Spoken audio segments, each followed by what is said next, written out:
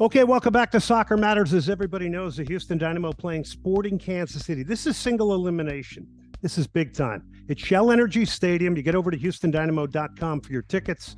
And better than that, guess what? We got the coach here right now. He is Ben Olsen. He joins us now. Ben, thank you very much for coming on. Of course. All right. How much are you dialing down on Sporting Kansas City now as you get closer to the game? Starting to, yeah. The bye week, usually in the first week, we try to leave it alone. And then, on the turn of the weekend coming into this game, slowly drip it in and build it. It's a lot of days in between these games. And I think it's a real dance to deal with a bye week because you want to work on things. Some guys are gone. Some players are, gone for international. Some guys really need to rest and get the bodies back and get the minds back. But you also need to turn the screw a little bit at times and keep the group sharp, ready to roll for Sunday. So I'm looking forward to it. We today and yesterday a little bit. Tomorrow we'll do a little bit more, and then we'll get off for Thursday.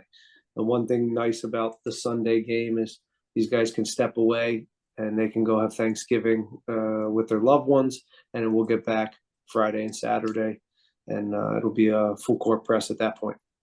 Ben Olsen joining us, Houston Dynamo head coach. It's been an outstanding year. They are one game away from the Western Conference Final. We'll take on Sporting Kansas City this Sunday. I urge you to get out to the stadium, get your tickets, HoustonDynamo.com.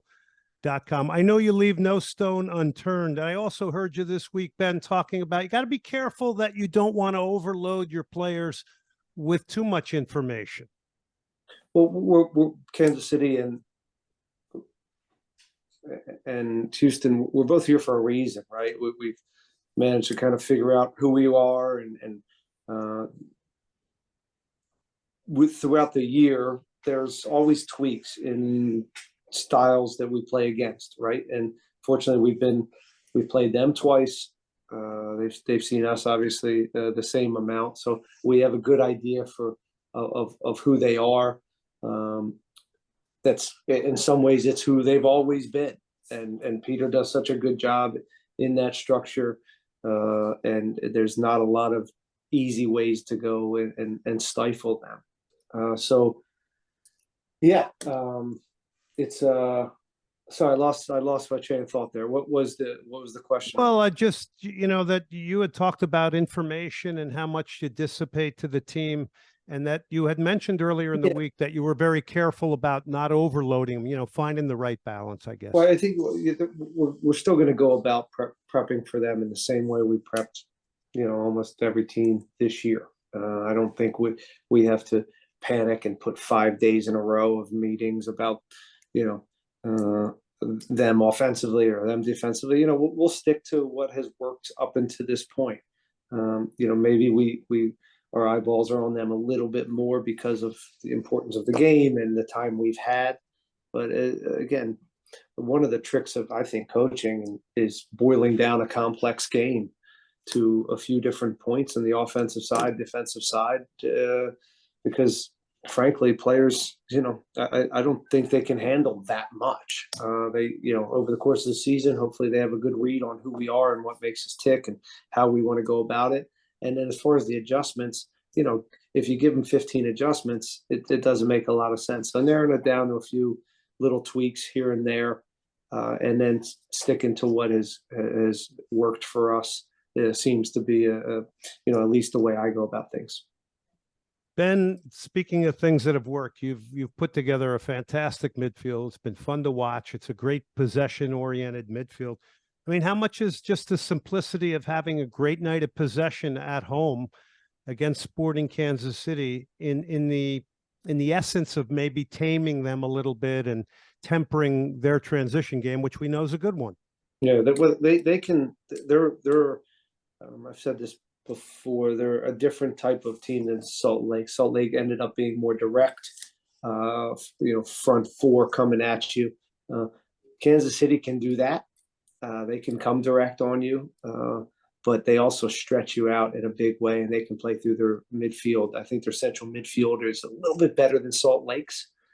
So we're going to have to deal with a few different areas of how they go about attacking you, whether it's out wide, and they can build in the right way. They can hit you direct. They have some Polito coming underneath as kind of a 9.5, really causes some trouble with overloads. So that's what they do. They've got a bunch of different ways to hurt you. So we'll just have to be at our best.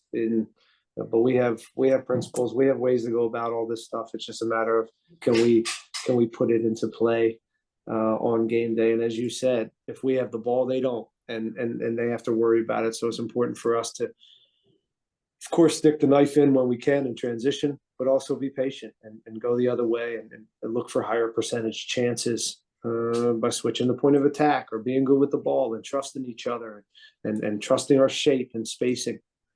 So all that stuff is important in every game, but in particular when you're going against a good attacking team like they are, just to have less reps on defense.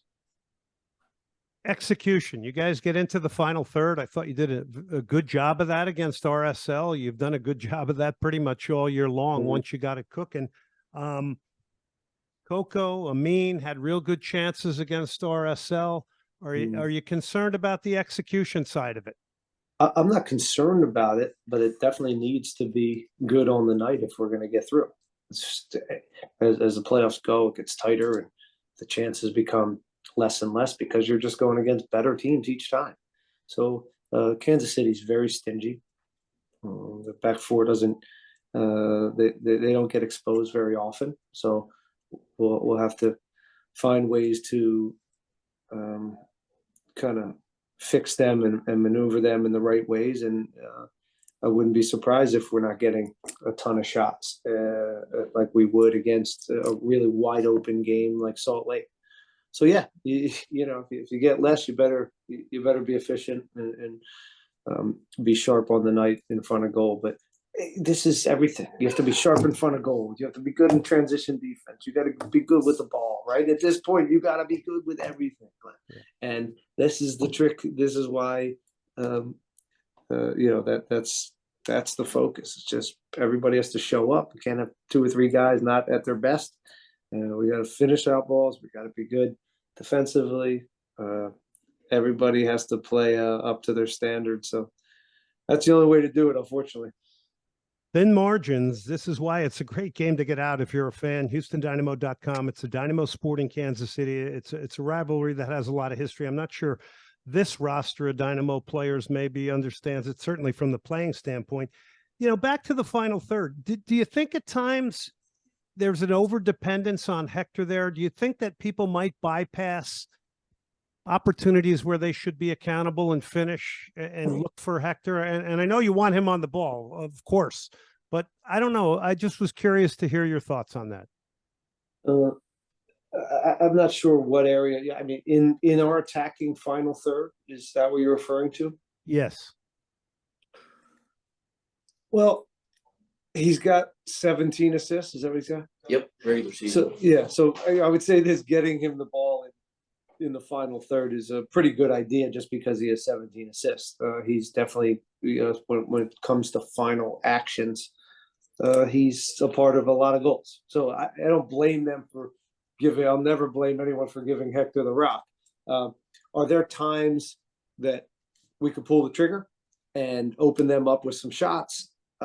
Make maybe a better decision in the final third. Yeah, I think they're there. I don't think it's something that is that's not something we talk about or overly concerned with, like, you know, playing through Hector in moments or getting him the ball. I mean, that's I think a natural thing to find him if he's open, just because of the quality that he has. We have other weapons though, you know. Amin's able to, you know, he's got final balls. Coco's produced a bunch of final products. Now we have Griffin and Nelson, who can give us a little bit of that. Corey floating around helps out in the offense. And I don't know. I would like to, you know, we have not we don't have a lot of goals from outside the box. we're right around the box. Don't have a lot of big time strikes on goal, and I'd love us to do that a little bit more. Times we've done it, it's a little hit or miss. A lot of them end up in the fan section behind. So yeah, I think we could open teams up with some more accurate shots. There's many ways to win games. We know that. There's many ways to lose games, as we learned last night with the U.S. national team.